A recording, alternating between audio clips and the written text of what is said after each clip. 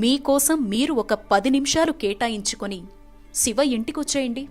అదే అండి, కాశీకి అసలైన అర్థమైన మహాశ్మశానానికి.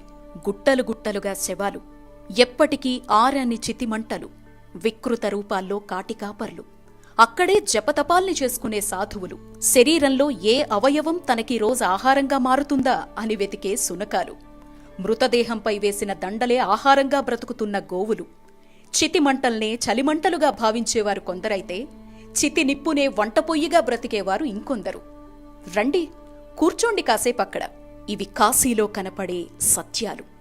జీవితమంతా నేను నాది అనే రెండింటి మధ్య చిక్కుకుపోయి జీవిత పరమార్థాన్ని, ఈ శరీరం లేకపోయినా ఏది శాశ్వతమో తెలిపే అసలైన చోటు ఈ మహాశ్మశానం. రాజు లేదు, పేద లేదు, ధనిక లేదు, బీద లేదు, ఇక్కడంతా ఒక్కటే.